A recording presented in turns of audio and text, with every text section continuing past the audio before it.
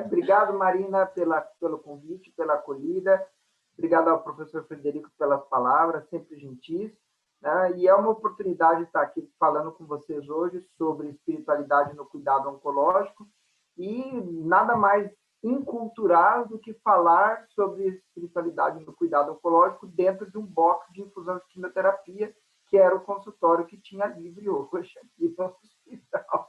Então, não se assustem aqui com o recipiente de quimioterapia e tal. É simplesmente aqui o espaço que a gente tem disponível hoje para conversar, tá? Essa é uma aula que, quando eu terminei, eu observei que ela tinha um volume grande de slides, né?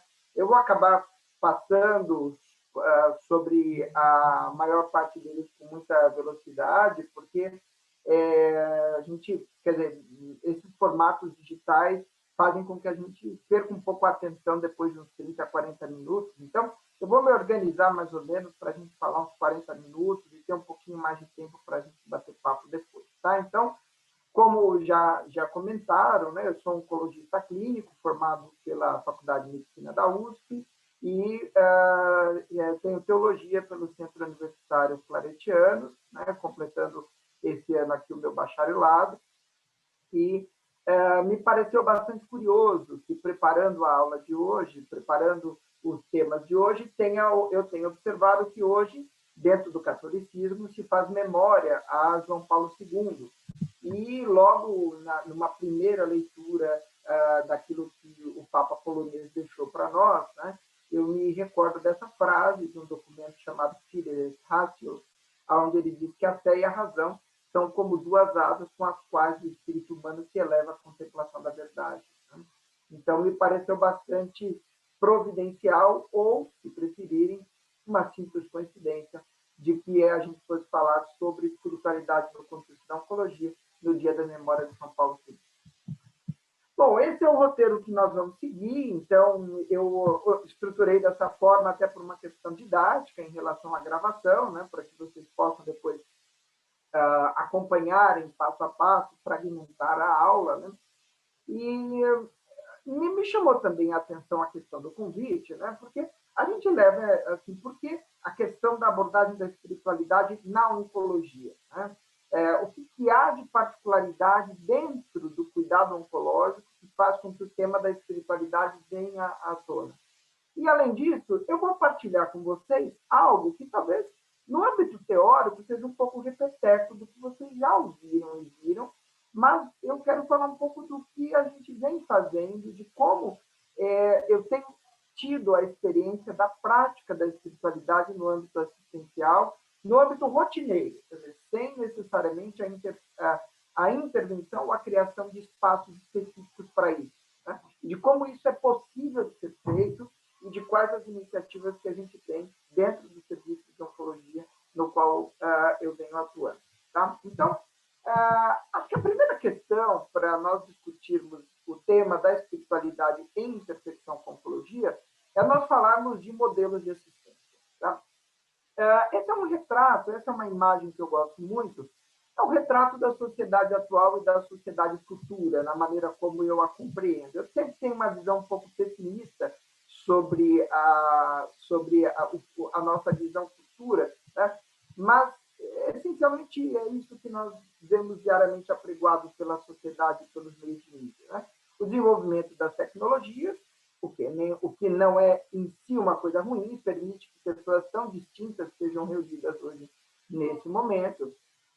O apelo e o interesse pelo belo, não necessariamente no modelo clássico, mas o belo na maneira como ele vai sendo construído dentro de diversas culturas, o apelo pela propriedade, pela posse, pelo poder, pela fama, enfim, o ser humano vai vivendo cada vez mais envolto em tal barulho. O cardeal Robert Sarah fala muito disso, que nós vivemos sob uma ditadura do ruído, uma ditadura do barulho, da mídia, da produção da informação, e isso tudo vai cercando os nossos olhos e os nossos ouvidos.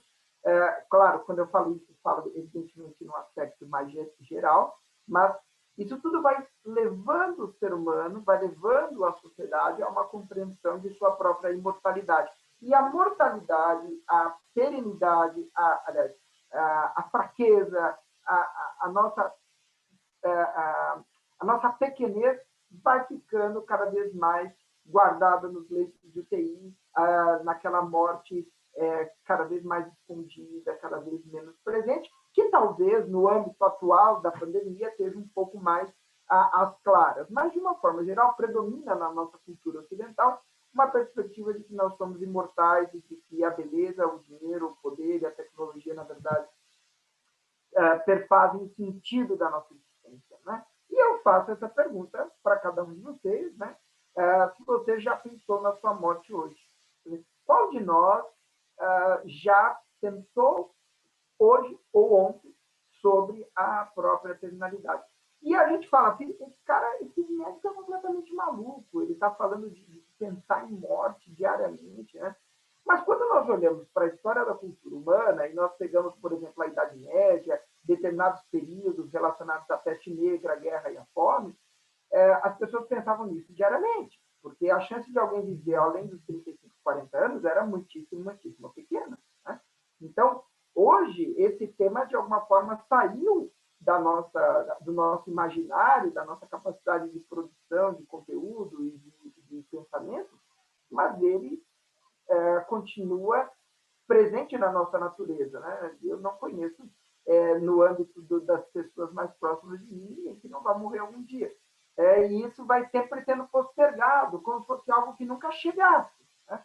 E, de repente, e aqui eu acho que entra o ponto central daquilo que eu quero contar na oncologia, de repente, a doença oncológica, o câncer, ele interrompe essa narrativa. Quer dizer, o câncer é uma doença que, pela sua particularidade no âmbito da complexidade do tratamento, da perspectiva da incurabilidade e do fato de colocar à tona a própria fragilidade do ser humano enquanto indivíduo biológico e perecível, a oncologia ela coloca diante de nós a interrupção de histórias. Quer dizer, ela coloca diante dos indivíduos, coloca diante dos pacientes e diante dos profissionais que cuidam desses pacientes a perspectiva de que as histórias, as trajetórias, elas têm um fim. Né? E de que a gente não reflete adequadamente sobre esse fim. E mais do que, muitas vezes, refletir sobre o fim, a gente não reflete pelo próprio sentido da trajetória. E essa é que é a grande dificuldade e que é uma grande fonte de sofrimento espiritual, que é quando a sua trajetória ela ameaça ser interrompida e não há dentro dela uma perspectiva de sentido de transcendência que permita você lidar com isso. E isso gera sofrimento. Então, quando eu estava preparando, eu sempre uso esses slides quando eu dou aula na pós-graduação do Einstein sobre dor, porque me chama a atenção pela beleza e pela sensibilidade do trabalho. Vocês podem depois consultar. É um trabalho de um fotógrafo cuja esposa teve câncer. Chama Jennifer in the Battle We Didn't Choose, onde ele fala sobre a luta da esposa contra o câncer de mama, isso de uma forma muito bela, de uma forma profunda, e ele vai fotografando ela, inicialmente saudável, e aqui, quer dizer, exatamente esse é o rosto que, ao meu ver, define o diagnóstico de câncer. Quando alguém recebe um diagnóstico de câncer, esse é o rosto que a gente vê frequentemente no consultório. Quer dizer, é um rosto que mistura indignação, é um rosto que mistura raiva, é um rosto que mistura negação, é um rosto que mistura uma série de sentimentos que vem à tona pela expressão. Né?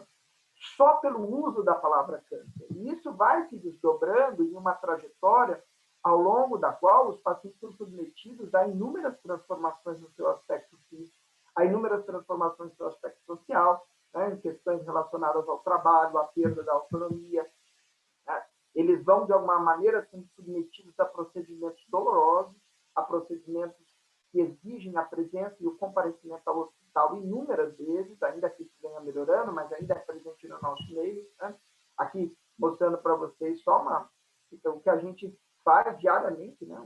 uma punção de portocate, para vocês terem aí o tamanho da ideia de uma agulha de portocate, isso acontece semanalmente em alguns pacientes. Né? Então, e essa é a cena também, essa é a cena, infelizmente, ainda muito frequente dentro do ambiente hospitalar. Diversas medicações, o barulho a solidão.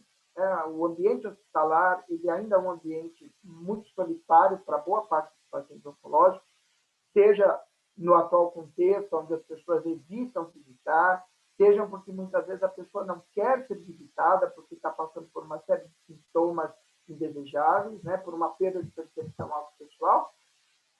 E, infelizmente, para uma parte dos casos, evidentemente não todas, mas por uma parte razoável dos casos, quando vai se aproximando a terminalidade, quando vai se aproximando a limitação da capacidade nossa, enquanto profissionais da saúde, de alguma maneira fornecer perspectivas de prolongamento de vida, vai imperando cada vez mais aquilo que o professor Frederico falou na introdução, que é a perspectiva da redução do sofrimento, né? É um trabalho que vai contínuo, né? Essa é a filosofia dos cuidados paliativos. Né? O trabalho curativo e o trabalho de alívio do sofrimento vai junto, até que a hora que o que predomina e domina é isso. Nesse contexto, nessa trajetória, nessa história que eu vou contando para vocês da jornada do paciente oncológico, a espiritualidade tem um papel fundamental. Porque é a espiritualidade que é capaz de dar sentido e propósito para o que está acontecendo, fornecer fontes de resiliência, fornecer fontes de esperança. Enfim, é a espiritualidade que, de alguma maneira, permite ao indivíduo um espaço interior de liberdade, onde todas essas circunstâncias da perda da saúde, elas podem ser relativizadas. Isso não é original meu, nasce da obra do Viktor Frankl, né? Esse espaço interno de liberdade que a espiritualidade permite. E nós sempre subestimamos a nossa capacidade, enquanto profissionais de saúde, de estimular e de participar desse universo da espiritualidade, porque a gente sempre acha que isso é problema do padre, do paciente ou até do psicólogo. E isso não faz parte do conjunto da assistência. E, cada vez mais, dados vão sugerindo que, sim, é problema nosso, embora muitas vezes, e é claro, não sejamos diretamente nós capazes de darmos soluções ou encaminhamentos para as situações que aparecem.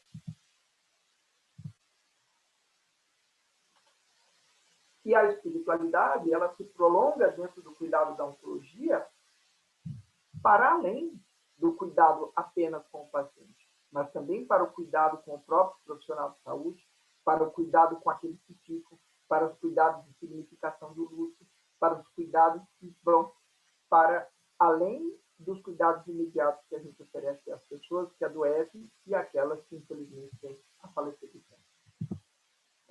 Então, de certa forma, como eu havia comentado, o adoecer, ele narra-se dentro da oncologia como um evento que coloca o ser humano diante da sua precariedade e leva ele a uma indagação sobre o seu sentido. Quer dizer, o que faz sentido agora? Trabalhar, ganhar dinheiro, construir apartamentos, pagar a escola dos filhos. O que sobra de sentido quando, diante do diagnóstico de um câncer incurável, vamos dizer assim, ou de uma doença curável, mas que potencialmente pode voltar, eu coloco no consultório, diante do paciente, um relógio.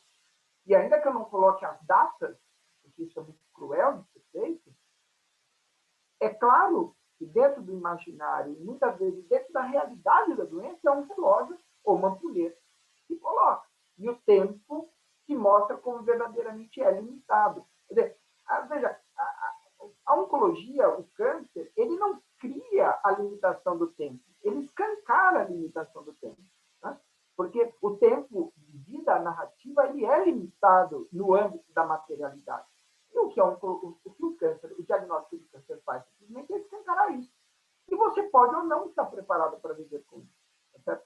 Então, é nesse sentido que o respaldo interno da espiritualidade pode levar você a resistir ao processo desintegrativo que pode acontecer diante do diagnóstico de AVC.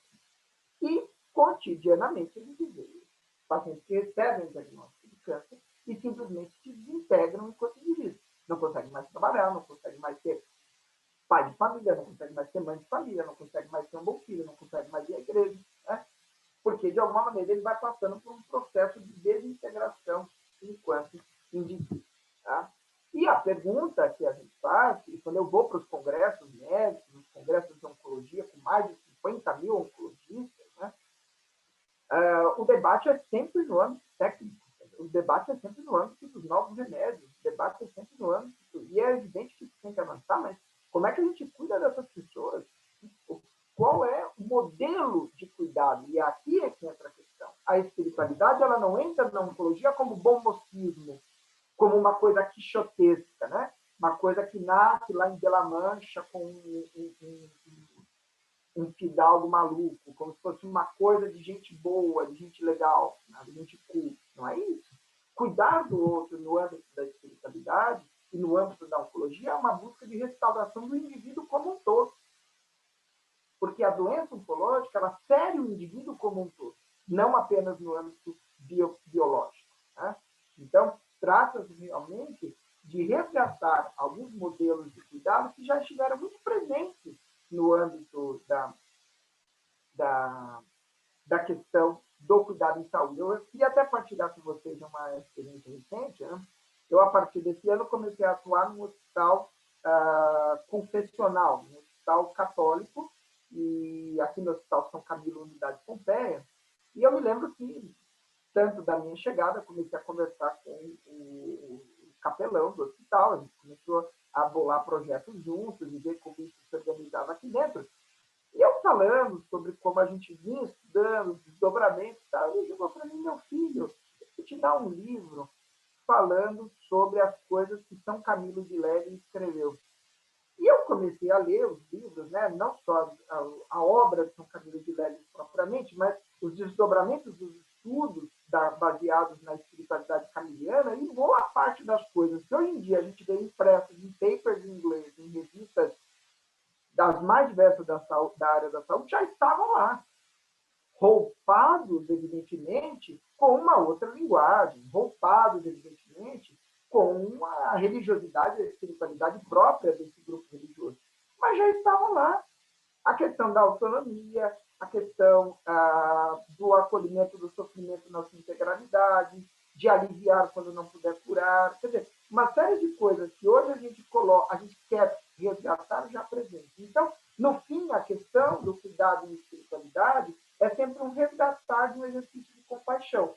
E nós vamos fazendo isso adaptando a realidade do cuidado àquilo que a gente vive hoje. É evidente que eu não defendo que a gente resgate a forma de cuidado do século XVI, mas que a gente, de alguma maneira, não permita que determinados elementos do cuidado entre os seres humanos passem perdendo. Isso vai sendo resgatado, recolorido, revivido dentro dos ambientes assistenciais nas diversas culturas. Bem, no âmbito das evidências da incorporação da espiritualidade no cuidado de oncologia, eu poderia ficar aqui a manhã inteira falando. O volume de papers é absurdo. Né? Eu devo ser sincero, e vocês que estudam também bastante a questão da espiritualidade vão concordar comigo, tem muita porcaria publicada também. Né? Tem muito artigo, tem muita revista de fachada que publica qualquer coisa e ganha a pecha de cuidado científico de uma publicação científica. E quando você para ler, é uma opinião do autor, é alguma coisa feita sem nenhum tipo de rigor estatístico. Até aproveito aí para elogiar a iniciativa do Procer, eu tenho acompanhado mais ou menos, na medida do possível, o curso que vocês estão organizando no sentido de metodologia científica do professor Harold Koenig. Né? Isso é fundamental para que a gente possa trazer esse diálogo da espiritualidade para dentro da academia, mas de uma forma honesta, de uma forma sincera, de uma forma estruturada, para a gente não migrar para nenhum dos dois lados, nem para uma ciência seca que torna a espiritualidade como uma espécie de especialidade, como a cardiologia, como a pneumo, e tire dela o seu componente subjetivo e transcendente, e nem, por outro lado, começar a publicar coisa piegas e achar que isso é incorporação dentro do ambiente de saúde. Né? Então, esses dois extremos, tanto da objetividade seca e árida, quanto da subjetividade piegas, são os dois, digamos assim, são as duas tentações, utilizando uma linguagem mais teológica, que o pesquisador, no âmbito da espiritualidade, tem que evitar. Né? E não só o pesquisador, mas também o assistente. Né? E eu notei isso muito claramente na minha caminhada, na minha jornada dentro da espiritualidade da oncologia,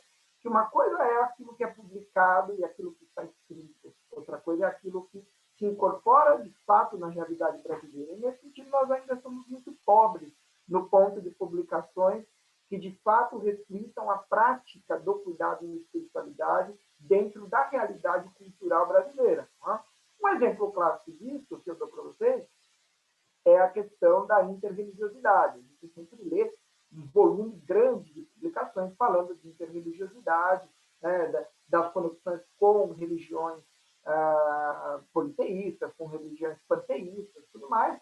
E a gente, de alguma maneira, dedica um bom tempo a estudar isso. Quando, na realidade brasileira, quando você vai para a prática, você percebe que todas essas cores que são usadas separadamente, elas vivem no Brasil de forma muito matizada, de forma muito, digamos assim, sincrética, né? E que fica muito mais difícil você distinguir esses elementos de religiosidade na nossa particular cultura brasileira, mas eu acho que a gente vem avançando com publicações nesse sentido. Bem, falando do ponto de vista de câncer, agora diretamente, das evidências da espiritualidade, eu trago um dado aqui do próprio Kahneman que publicou, né, que a prática de exercício físico e dieta saudável tem uma associação positiva com espiritualidade e religiosidade. Isso, por si só, se relaciona indiretamente com câncer. Quem faz mais atividade física e quem tem dietas mais saudáveis tende a ter menos determinados grupos de câncer. Então, ouso dizer, e aqui me permite uma licença poética, que provavelmente o contexto de práticas de espiritualidade, de práticas de religiosidade, ao valorizarem um cuidado integral do indivíduo nesse binômio corpo-mente, nesse trinômio corpo-mente-espírito, provavelmente levam a menor ocorrência de determinados tipos de tumores que sejam relacionados a exposições ambientais. Né? E basta nós levantarmos as grandes tradições religiosas do Ocidente, todas elas têm algum tipo de orientação, todas elas têm algum tipo de regra ou algum tipo de sugestão para cuidados com a alimentação, né? Para regramento das vontades pessoais, enfim. E aqui eu estou falando de judaísmo, islamismo, cristianismo.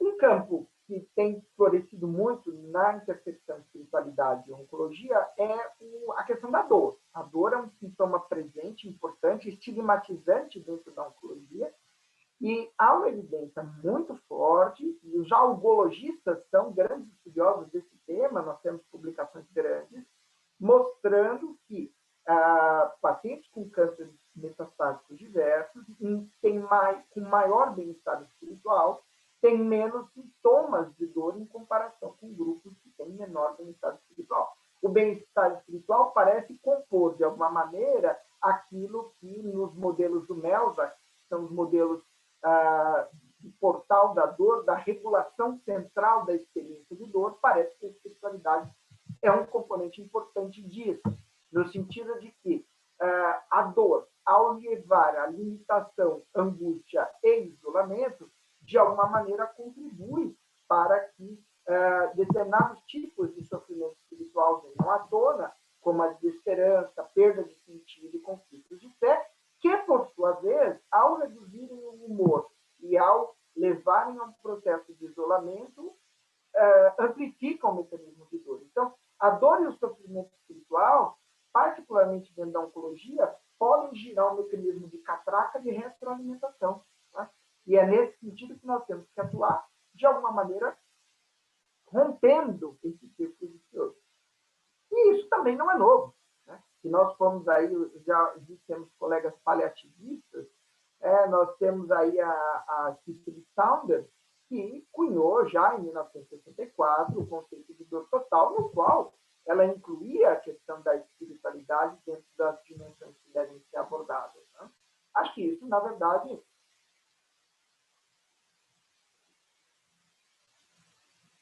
nos trabalhos da Saunders, ela lançou, há décadas atrás, os pilares que hoje vêm sendo aplicados ou moldados a cada uma das realidades dentro das diversas disciplinas da oncologia. Aqui é o trabalho da Beth Farrell. Quem tem lido a Beth Farrell sabe, ela tem feito um trabalho excelente nas publicações do âmbito da enfermagem e hoje é uma referência nesse sentido. Tá? E aqui eu mostro para vocês um esquema apenas mostrando que crenças espirituais e práticas espirituais e de religiosidade podem levar a mudanças sociais, né, relacionadas a diversos aspectos, não só aspectos interiores, e esse é uma crítica, na verdade é uma crítica é uma certa visão da espiritualidade que predomina hoje em determinadas discussões, como sempre algo interior. Como se a espiritualidade fosse sempre um recurso interno do mecanismo bioquímico cerebral ou da mente. Quando, na verdade, quando nós olhamos para a espiritualidade no âmbito da história da espiritualidade, essa ideia de uma espiritualidade individualizada, subjetiva, e que se refere apenas ao indivíduo, é muito recente. Tá? A espiritualidade na história da humanidade, dentro do desenvolvimento religioso, inclusive, sempre teve um componente social. E é nesse componente social, muitas vezes, na realidade brasileira, e eu falo para vocês da prática, que a própria vida espiritual, ao incorporar um determinado conjunto assistencial, social, que pode vir junto com uma determinada religião, pode, inclusive, beneficiar o paciente de uma forma indireta.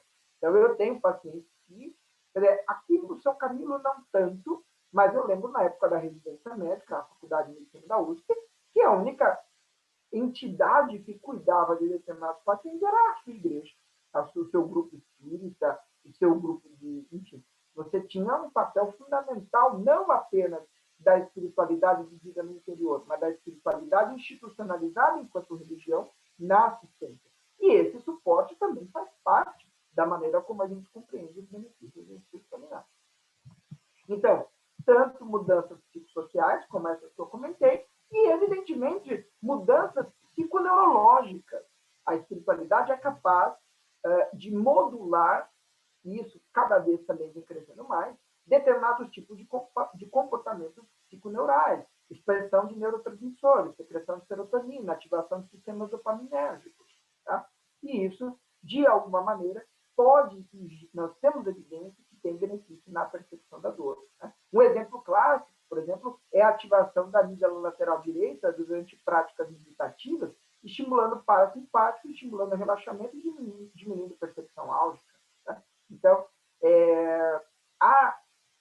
nós estamos ainda aprendendo direitinho como é que a espiritualidade, ela, de alguma maneira, modifica a história. Mas vejam, o enfoque que eu vou dando aqui é um enfoque muito objetivo e quase que interesseiro, né? Mostrando a espiritualidade nos seus desdobramentos positivos para o indivíduo. É evidente, se nós tivéssemos mais tempo, a gente ia falando da espiritualidade no sentido mais amplo da própria ontologia do indivíduo, mas, evidentemente, isso não é o objetivo de hoje. Isso é só para deixar claro que eu não entendo a espiritualidade como um tipo de remédio, né? Mas eu estou só dizendo aqui, evidentemente, os benefícios que têm sido evidenciados na prática que tem sido pesquisado por determinados grupos. Né? E aqui, falando nisso, da própria espiritualidade, como, e eu comentei isso na introdução da aula, como uma ferramenta de desenvolvimento pessoal, como uma alavanca, uma área interior de liberdade que permite ao indivíduo conectar-se com o sentido e propósito do próprio adoecimento. Então, aqui também é uma história interessante. Vale a pena depois vocês lerem a história da doutora Liz O'Riordan, que é uma cirurgiã de mama, e cirurgiã de pacientes com câncer de mama, que teve câncer de mama. Então, a história é por que comigo? Eu passei a vida ajudando as mulheres a se livrar dessa doença, e, de repente, essa doença me aflige. Qual é o sentido e a lógica por detrás disso? O ser humano ele tem essa busca intrínseca por significado e propósito, que é a raiz primeira da espiritualidade. Tá? E, evidentemente, é nesse sentido que a espiritualidade pode promover a experiência de significação e mesmo de superação desses dilemas, ou ao menos de convívio com esses dilemas, a partir de uma visão dessas questões sobre uma outra perspectiva. Tá?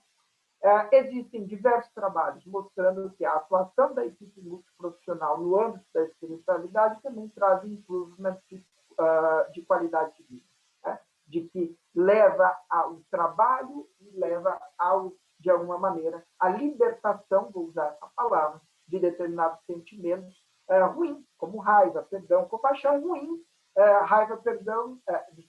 sentimento de raiva no sentido de uma raiva por si só, né? Não como uma raiva direcionada. E o surgimento de bons sentimentos como surgimento de sensação de perdão e de compaixão, e parece que a espiritualidade está envolvida com isso. Então, esse é um pouco de algumas luzes, algumas perspectivas teóricas de como a espiritualidade pode ajudar os pacientes oncológicos, né? Mas é interessante que, quando você olha esses papers, são sempre experiências externas, né? Experiências, a boa parte delas americanas, e com grupos muito pequenos. Né? E às vezes a gente fala assim, mas como é que eu vou trazer isso para a minha prática real? Para a prática em oncologia, na área de cuidados paliativos, como é que isso tem sido feito, como é que isso é possível fazer? Tá? Eu acho que aqui não trago novidade para ninguém, né? Mas eu acho que o primeiro passo é o desenvolvimento de estratégias que permitam trazer à tona o tema da espiritualidade de uma forma objetiva. Por que eu estou dizendo isso para vocês? O tempo em oncologia ele é sempre exíguo para todas as equipes. É exíguo para o médico, é exíguo para o psicólogo, é exíguo para a enfermagem. O tempo ele é um limitante da nossa assistência, de alguma forma. Então, a abordagem da espiritualidade, na oncologia particularmente, ela tem que ter um certo regramento e ela tem que ter uma certa objetividade. Outro dia eu estava dando uma aula na adolescência portuguesa, o camarada me mandou até um e-mail lá falando que eu estava sendo excessivamente cartesiano. Não, não é isso. Eu estou dizendo assim, como é que nós temos que desenhar um cuidado espiritual que funcione? Né? Todos nós gostaríamos de ter a oportunidade de ficar 2 horas e meia num quarto com o paciente falando sobre espiritualidade, trazendo à tona grandes dilemas e tudo mais. Mas se você for ver um profissional médico que vai ver aí 10 a 15 pacientes por dia, ele vai gastar 27 horas do dia se ele for ficar com um paciente de 2 horas e meia. E outra coisa, há necessidade de que as informações obtidas no cuidado elas sejam partilhadas com a equipe de uma forma clara. Então, nesse sentido, eu acredito que a ferramenta de anamnese espiritual ela é fundamental para permitir essa conectividade e essa transmissibilidade das informações. Tá? Eu, particularmente, defendo que na oncologia a anamnese espiritual ela deve fazer parte da primeira consulta, da criação do vínculo do médico com o paciente. Por quê? Eu faço questão que os pacientes entendam que o tema da espiritualidade faz parte da nossa relação. E de que ele não vai vir à tona apenas quando as coisas piorarem ou apenas quando as coisas ficarem ruins. Né? Ela faz parte, ela pode ser mais ou menos revisitada ao longo do atendimento ambulatorial. Estou falando de um grupo de população muito heterogênea, então pode ser que hajam demandas espirituais mais intensas em um paciente e não hajam em outro. E só o acompanhamento ambulatorial, a discussão, a percepção e, às vezes, o refazer da anamnese espiritual é que vai, de alguma maneira, trazendo isso à tona. E, como eu comentei, evitar sempre a questão da abordagem da espiritualidade apenas no ambiente de crise, no momento de crise. Né? Na experiência, eu vi com muita alegria que a Ana está com a gente aí hoje. Né? A Ana participou da nossa experiência no laboratório de espiritualidade e saúde que a gente desenvolveu na BT, né? Na BT Portuguesa, durante um ano. E aquele era o ambiente ideal, viu, Ana? Um ambiente silencioso, um ambiente privado, um ambiente de proximidade, que permitia a gente estar com os pacientes falando sobre espiritualidade.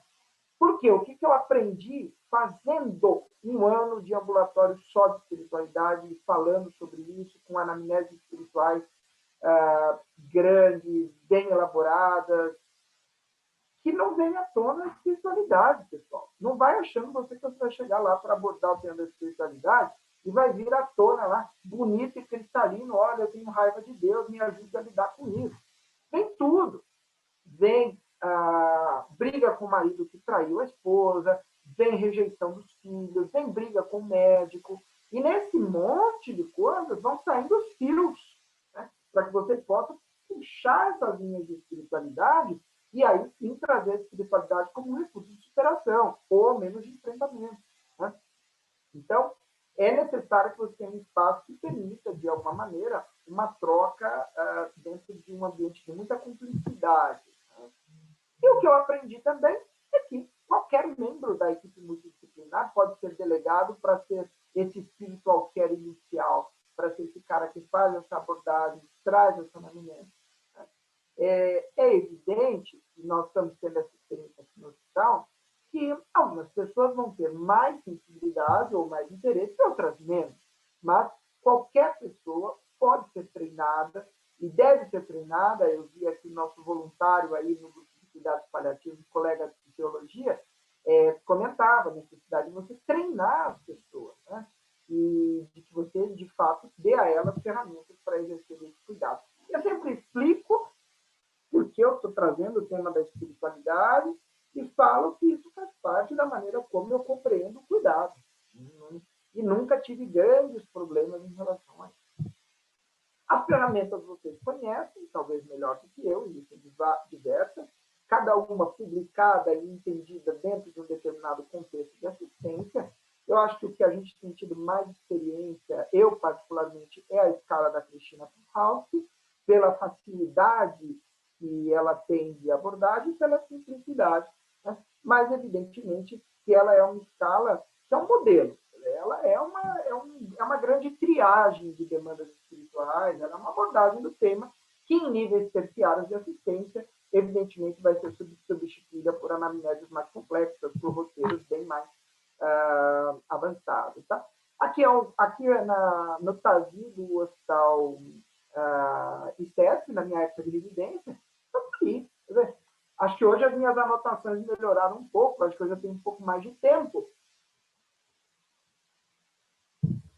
Mas estava aí, um paciente de hipertenso, ferimento de arma branca há 30 anos, paciente etilista com base de suporte social, e uma escalinha fica ali aplicada na pressa do ambulatório, um paciente kardecista, que declarava espírita, mas que no momento vivia uma espiritualidade totalmente cristã, porque ele tinha que viver com o filho, embora que era um evangélico ferrenho, e tinha uma preocupação clara com a salvação da alma do pai. Né? E isso, de alguma maneira, embora no começo tenha trazido sofrimento para o próprio pai, ser obrigado a ir ao culto com o filho, né? Ele percebia que, de alguma forma, ao menos esse interesse do filho para a sua vida interior, mostrava, de alguma forma, algum tipo de afeto, de amor, e que isso veio trazendo a ele um aumento da importância da espiritualidade, embora ele não abandonasse as suas raízes espirituais dentro do kardecismo. Então, não tinha uma comunidade religiosa estável, a comunidade religiosa era dos filhos. E vejam, esse é um exemplo clássico que eu sempre guardo. E não tinha demandas ativas presentes no momento. Eu não quero falar sobre isso aqui com um oncologista. Eu acho que isso seja um momento para a gente discutir, não tenho nenhuma demanda. E ok, não há nada de errado. Aqui é num outro hospital, eu preciso começar a colocar os slides do São Camilo, antes que eles comecem a reclamar comigo, afinal de contas, pagam meu salário. Mas aqui está o slide da beneficência portuguesa, da maneira como a gente pode inserir a anamnese fica. Às vezes a gente fica querendo coisas complexas, fica querendo que tenha uma escala no sistema para preencher. De repente, uma nota no final do prontuário já é o suficiente para você documentar isso, se você se sente apto e é designado dentro da equipe para fazer. Né? Eu me lembro, inclusive, que essa nota médica me levou para uma reunião da UTI, porque as pessoas queriam saber que diabos era isso. Além da anamnese espiritual, o exame físico, e isso daqui os alunos gostam muito quando a gente comenta, o próprio exame físico, para aqueles que têm o exame físico dentro da sua propedêutica profissional, ele pode trazer elementos da questão da espiritualidade. Eu vou dar aqui só alguns exemplos. Né? Esse é um escapulário que estava ao lado de uma paciente internada que faz parte de uma tradição familiar. Então, alguém adoece, esse escapulário vai para lá do lado do paciente há gerações. Não me perguntem o que viria numa cultura de bactérias desse escapulário. Por favor, não me perguntem. Mas esse escapulário vai lá e traz a presença do divino e do sagrado para todas as pessoas que adoecem dentro dessa família. E, de repente, isso pode ser a ponte para uma anamnese espiritual. Pode ser a ponte para um bate-papo espiritual super gostoso, de 10, 15 minutos. Né? Para uma valorização da experiência espiritual do meu paciente. Então, vira e mexe, eu vejo Bíblia do lado dos meus pacientes. E eu criei um hábito, até às vezes um pouco impertinente, de perguntar o que eles estão lendo. O que o senhor está lendo nessa Bíblia aí? E aí você vê o constrangimento de alguns que não estavam lendo nada. Né? Ô, doutor, tá, me lembro uma vez que eu fiz um paciente, eu falei isso para ele. O que o senhor está lendo aí na Bíblia? Né? Aí, eu estou lendo aqui e tal, isso aqui até me deu uma enrolada. Aí, no dia seguinte, eu cheguei para passar a visita, e aí eu perguntei, e aí, como é que o senhor está? Tudo bem? Aí a esposa, doutor, ele dormiu muito mal. Eu falei, nossa, o que foi que houve, né? Não, o senhor dorme também. Ele passou a noite achando um pedaço da Bíblia para ler para o senhor, né? E aquilo foi, de alguma maneira, ele leu mesmo. E aquilo foi uma experiência importante para ele, teve conexões com bons sentimentos, enfim. Né? Então, você vê, às vezes também, isso quem me ensinou foi o professor Valdir Regina. Às vezes a gente quer também levar a espiritualidade para um patamar de assistência tão complexo, e às vezes o que você tem são os pequenos gestos da sua própria prática, antes da questão se institucionalizar. Né? E esses pequenos gestos, às vezes, fazem grandes diferenças. Né? Quer dizer, como eu disse, está atento ao ambiente, valorizando, eu pergunto, o que é isso aqui? O que é essa cartinha? É de quem? O senhor é religioso? Eu vou perguntar, porque isso me interessa. E o paciente percebe que interessa, e às vezes vem à tona muitas coisas. Né? Elementos ingentes, sinais, ícones religiosos podem ter um significado profundo. Então, perguntar, se interessar objetivamente por ele, porque às vezes o próprio ato do paciente explicar o que é aquele objeto espiritual, aquele objeto religioso, pode levar a um bem-estar espiritual momentâneo. Então, isso daí é uma oportunidade que a gente tem também na perspectiva de cuidado. Cirurgias espirituais são muito comuns no Brasil. Estar atento a determinados curativos, a determinados tipos de procedimentos, perguntar se fez bem. Eu tive uma paciente que foi para Franca fazer uma cirurgia espiritual, eu perguntei para ela, falei, mas a senhora achou que melhorou a dor na barriga? Aí ela falou, doutor, acho que melhorou. Eu falei, que bom, a senhora foi um bom cirurgião espiritual, depois recomenda aqui para a gente deixar anotado o nome dele. Né? E que bom que ajudou a senhora, fico feliz que tenha ajudado. E ela se sente valorizada, né? Porque ela, de alguma maneira, entende que ela é também protagonista do seu cuidado, e eu valorizo isso. Então, isso é fundamental na construção desses vínculos, dessas relações. Quando a gente aprofunda a assistência espiritual e a gente vai procurar e vai encontrar em alguns pacientes diagnósticos de sofrimento espiritual, nós vamos dar um time maior. Quando você quiser lidar com sofrimentos espirituais reais e profundos, né, que de alguma maneira escapem essa cotidianidade da abordagem da espiritualidade, você vai precisar de uma equipe multidisciplinar. Vai precisar de um capelão, de um líder religioso, muitas vezes em determinada área, você vai precisar de um teólogo, de uma psicóloga, você vai precisar aprofundar isso um pouco mais. Então, nesse sentido, a formação de grupos hospitalares voltados para o tema da espiritualidade e saúde são importantes. Né? Os diagnósticos de sofrimento espiritual ao longo do adoecimento de câncer são enormes, são muitos. Né? Culpa, desesperança, preocupação sobre o pós-vida, perda de fé, crise na relação com o divino. Isso tudo vem à tona, muitas vezes, em uma série de frases que vão sendo apresentadas ao longo da história, ao longo das anamnésis espirituais. Né? Então, sinto não estou certo se a minha fé é verdadeira, eu não restou nada para mim. Existem frases que permeiam o cuidado e que podem finalizar sofrimentos espirituais que devem ser trazidos à tona e abordados em determinados contextos. Certo? Eu citei, passei muito por cima da questão do diagnóstico, porque não é o coração do nosso debate hoje. Né? Bem, para dar um highlight de como eu entendo o cuidado da espiritualidade e a espiritualidade dentro do cuidado oncológico, né? Esse é para vocês terem uma ideia da pobreza do debate hoje. Quando a gente pega, por exemplo, o guideline do NCCN, que libera uma série de guidelines do tratamento oncológico de uma forma geral, já são frases soltas, né? Então, suporte geral, rezar com alguém, ter alguém que reze por você, meditação, respiração meditativa, ler escrituras e outros textos sagrados, ouvir música clássica ou música espiritual.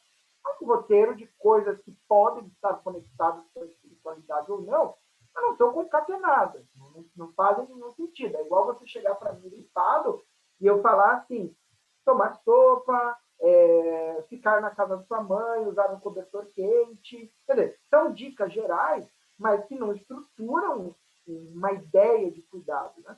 E eu acho que isso é algo que falta, não só dentro da oncologia, mas na assistência espiritual, dentro do ambiente hospitalar de uma forma geral. Estruturação. Como é que funciona a assistência espiritual? Porque senão você fica meio nesse amadorismo e um pouco nesse bom motismo, que é importante, é precioso, mas pode ser ineficaz quando você fala do tratamento de pessoas sistematicamente. Eu organizei de uma maneira didática, desculpem a falta de referências, mas isso vem de vários trechos e coisas que eu leio e de uma palestra que eu assisti da Cristina House. Eu organizo a assistência espiritual no âmbito da oncologia e podem adaptar isso para o âmbito hospitalar, se preferirem, em 3 níveis. O primeiro nível é o nível primário, que é uma cultura institucional que tem algum olhar sobre a espiritualidade, que acolhe o tema da espiritualidade de alguma forma passiva. O paciente, eu quero ver um padre, a instituição providencia o padre, o profissional providencia um padre. Vai ter uma visita dos evangélicos para fazer uma música e uma leitura do evangelho no domingo. Tudo bem, pode entrar no meu quarto. Né? Ou vai ter um passe espírita, aplicação de reiki, alguma coisa, tudo bem, eu quero fazer isso. Isso é um nível primário de assistência espiritual, né? Que envolve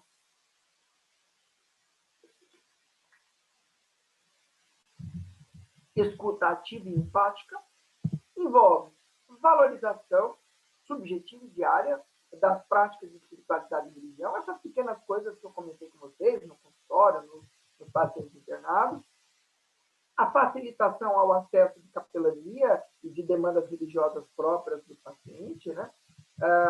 Sempre que possível, claro, isso também é um debate de uma outra reunião, mas a perspectiva de trazer a capelania que você já tem para perto de você.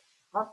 Então, esse é um cenário de um cuidado espiritual primário, que, modéstia à parte, no Brasil, está presente em boa parte das instituições. E boa parte das instituições tem isso, de alguma maneira, mais ou menos presente no ambiente. Não que não haja um movimento por determinadas instituições para a extinção desse tipo de suporte. Tá?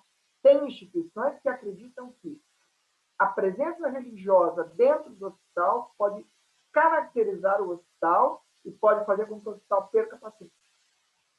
Tá? E isso faz com que muitos gestores façam um processo de desconstrução da história, do espírito da instituição e das religiosidades que tiveram presentes ali por décadas.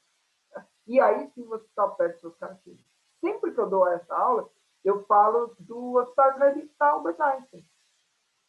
O Einstein é um excelente hospital. E é um hospital judeu. Tem vergonha de ser um hospital judeu. Tem pedacinhos da Torá no hospital inteiro. Tem um restaurante que é kosher.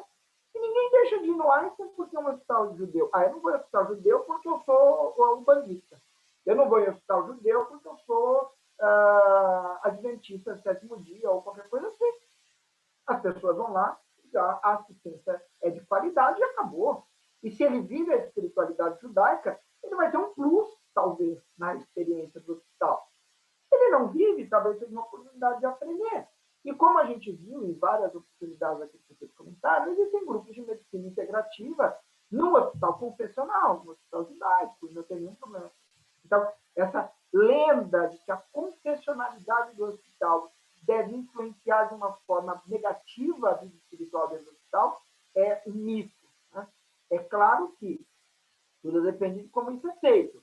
Você interna no Einstein, o camarada te dá um pedaço da Torá, um kipá e uma roupa franjeada para você usar e a partir dali não comer mais porco, óbvio que você não vai internar mais naquele hospital. Certo? Mas feito de uma maneira adequada, a religiosidade ela pode compor o espírito da instituição. E isso é muito precioso, inclusive isso tem sido levantado cada vez mais no ambiente corporativo. A ideia de empresas espiritualizadas, mas esse também é um outro debate. Nossa, deixar amanhã todo mundo. Bom, mas vamos lá. Níveis secundários de espiritualidade. É quando a gente detectou que a espiritualidade é importante e a gente quer dar um passo a mais. A gente quer uma busca ativa das demandas. A gente não quer só aquele que vem queixando, a gente quer ir atrás da queixa. Né? E aí envolve, de alguma maneira, a abordagem de experiências de treinamento para anamnese dirigida. Então, eu vou precisar profissionalizar, entre aspas, espiritual, para que eu possa encaminhar essas demandas para a equipe multiprofissional, para a equipe interreligiosa, a equipe ecumênica, né? E aí, sim, de alguma maneira, compor no ambiente hospitalar estratégias que estimulem, de fato, o coaching espiritual religioso de forma positiva, através de experiências de música, experiências de oração, de meditação, contemplação e de arte. Quer dizer, é quando o nível de assistência secundária é quando a instituição, não mais os indivíduos, determina um plano, um projeto de ação para que a espiritualidade seja incorporada de uma maneira mais profunda dentro do cuidado das pessoas que se internam ou se cuidam ambulatorialmente lá. Eu falo sempre no âmbito de instituição, entendam vocês, porque essa é uma particularidade da oncologia. A oncologia, o cuidado oncológico, ele se dá sempre muito nesse ambiente clínica, hospital. Os pacientes internam muito, vêm muito ao hospital. Então, é um ambiente um pouco distinto da prática de consultório de muitos de vocês. Mas quero que vocês entendam que, para a oncologia, há uma importância muito grande de que o hospital esteja conectado com essa temática. Tá? Enfim, e no nível terciário, que é o nível que todos nós um dia queremos chegar, é quando eu tenho um capelão integrado à equipe de saúde, com formação, com estrutura, para lidar com dilemas religiosos, interreligiosos, espirituais, diversos. Quando eu tenho um spiritual care provider, teólogo preparado, animado, contratado, né? O Brasil vive muito dessa questão do voluntariado. Né? Por que não pagar para alguém fazer isso? Por que não ter alguém que tem que chegar no horário, sair no horário, que vai ser cobrado por apresentar resultados? Se isso é importante, por que não pagar? Quer dizer, por que não isso estar previsto na contemplação da assistência? O que não impede que tenha voluntário. Não impede que tenha voluntário. Mas por que não pagar para alguém fazer isso? Porque se isso é importante e traz resultados para a saúde do paciente, o sistema de saúde tem algum tipo de responsabilidade sobre encaminhar recursos para isso. Né? Nós vamos até ter uma discussão interessante no Journal Club da Associação Médica Espírita, segunda-feira, sobre isso, um paper discutindo sobre isso. Os sistemas de saúde devem pagar a assistência espiritual. Vai ser bem polêmico. Depois eu partilho aí no grupo do Procer o invite. Tá? E aquele sonho, né? O cuidado pastoral e religioso inserido, a equipe trabalhando junta, e a oportunidade de manejar de uma maneira objetiva situações complexas de sofrimento espiritual. Eu, com felicidade, digo que a gente chegou muito perto disso dentro da nossa experiência na Beneficência Portuguesa. Tínhamos um grupo muito conciso e tínhamos a oportunidade de ter um capelão católico muito aberto ao debate, muito bem estruturado e formado para dialogar com outras religiões, e, de alguma maneira, suprir a necessidade de determinados líderes religiosos no âmbito pastoral. Né? Aqui eu queria só mostrar para vocês uma experiência que eu tive no Canadá, no Tom Baker Cancer Center. Eles têm um grupo de Spiritual Care Providers, constituído por 4 funcionários do hospital, essa que está na fotinho aí, com uma cara típica de canadense, que é a Tereza, né?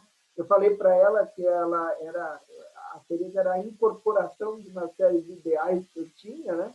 E ela era um spiritual care provider e ela trabalhava num cenário de avaliação de todos os pacientes internos. Todos os pacientes internos recebem avaliação do spiritual care provider, que pode ou não continuar no caso e que pode ou não acionar o pastoral care, pode ou não acionar o pastor, o rabino, o que quer que seja.